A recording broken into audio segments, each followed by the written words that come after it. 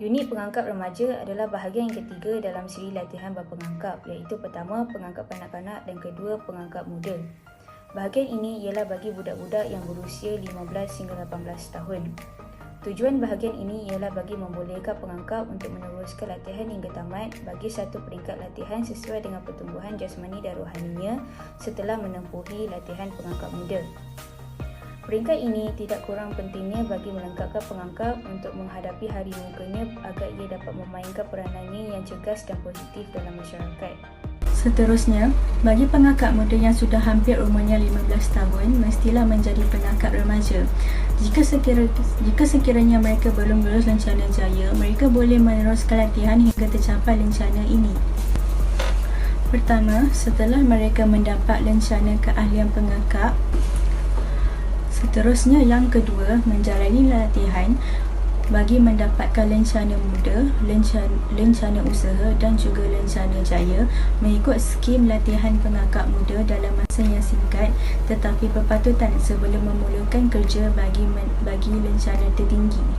Akhir sekali, peruntukan pembentukan unit dan petrol pengangkap remaja adalah sama seperti pengangkap muda. Seterusnya ialah tata cara pemakaian uniform bagi pengangkap remaja. Terdapat 3 tata cara pemakaian uniform bagi pengangkap remaja, iaitu yang pertama ialah pengangkap, yang kedua pengangkap laut dan ketiga pengangkap udara. Seterusnya, kita pergi kepada unit pengangkap remaja. Di bahagian lengan baju sebelah kanan, di bahagian atas sekali adalah lencana negeri, manakala di bahagian tengah adalah lencana daerah.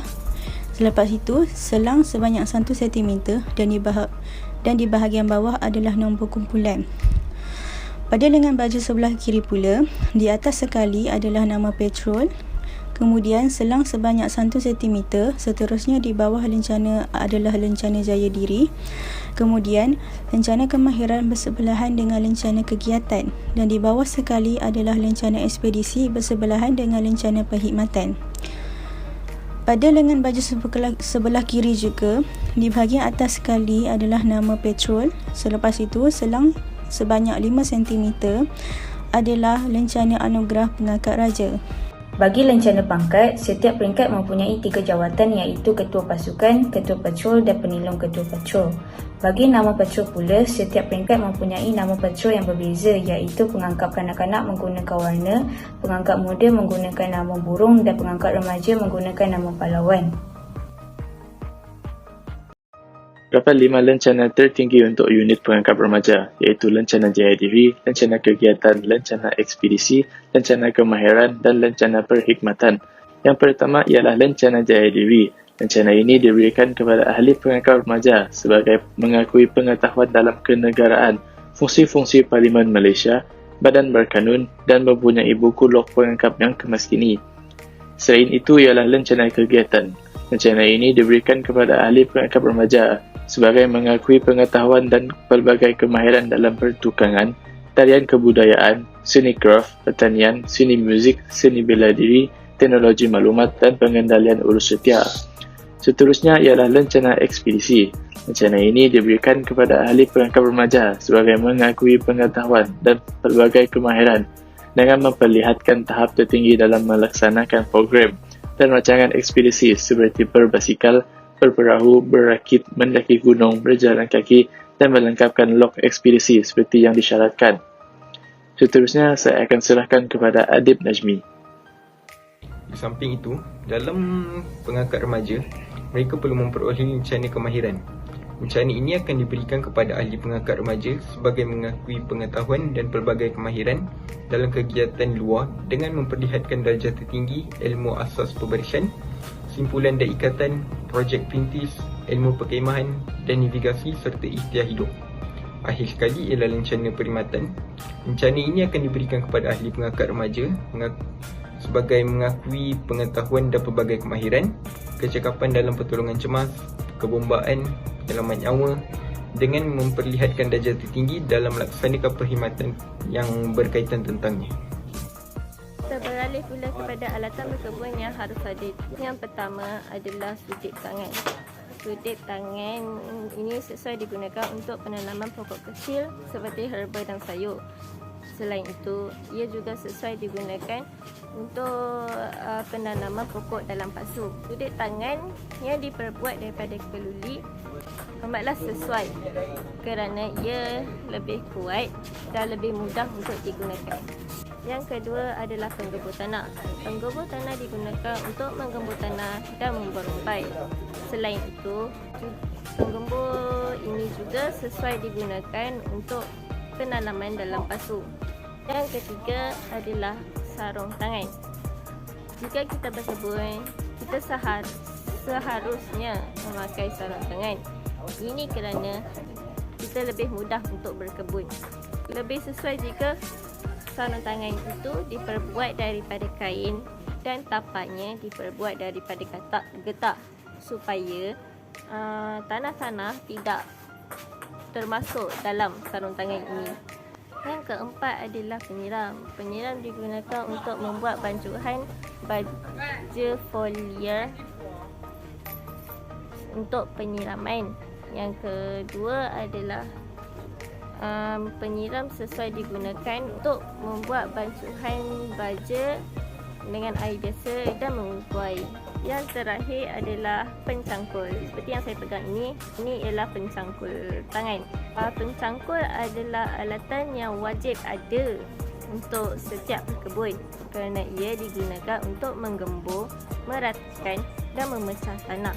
Selain itu, pencangkul digunakan untuk membuat batas, membuat rumput dan membuat lubang untuk menanam anak pokok. Seterusnya adalah bahagian pasu. Pertama sekali, pasu yang boleh digunakan adalah jenis kaca.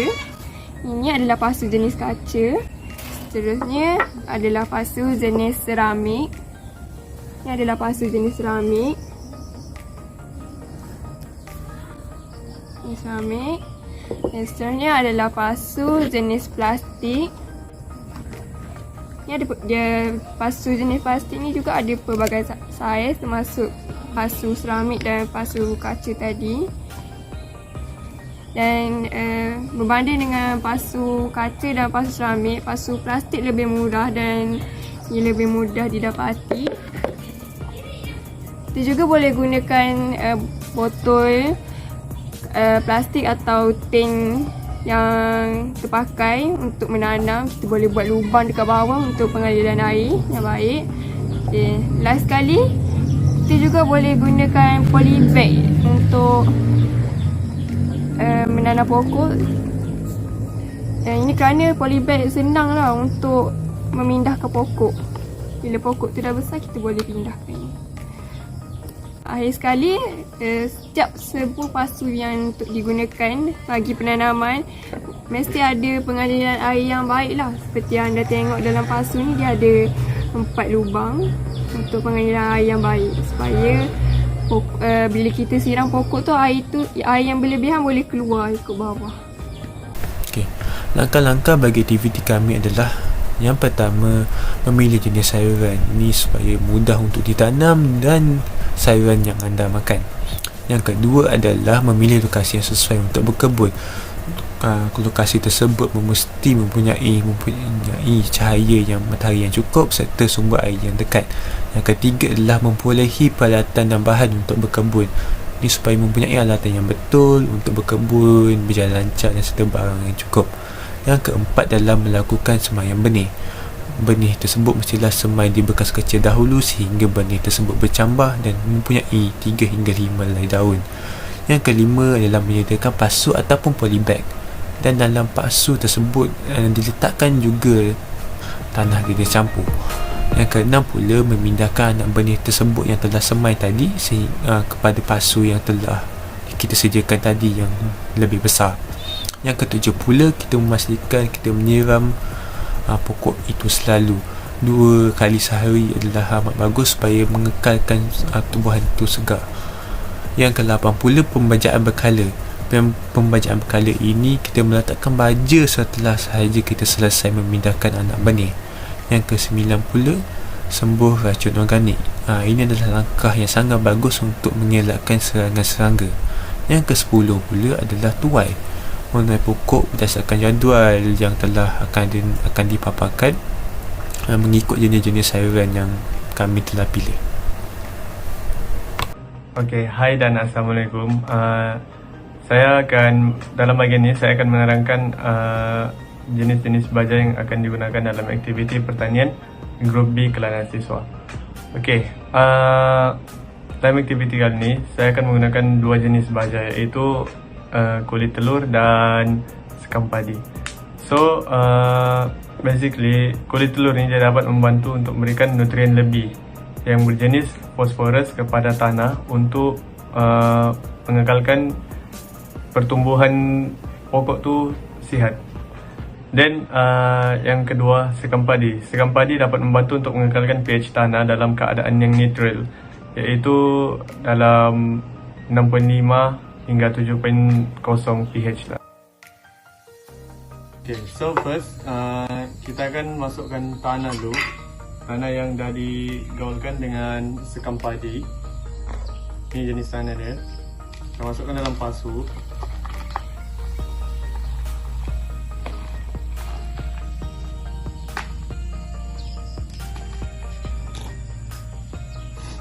Dan lepas kita masukkan dalam tanah, kita masukkan anak pokok lada yang dah tumbuh dalam beberapa minggu.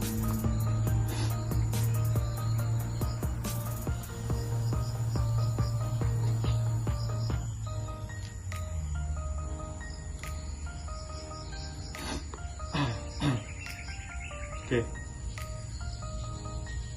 Lepas kita masukkan pokok anak lada tersebut, kita ambil baja organik jenis kulit telur yang dah ditumbukkan sekali, yang dah dihancurkan, dan kita letak di sekeliling pokok lada ni. Okay.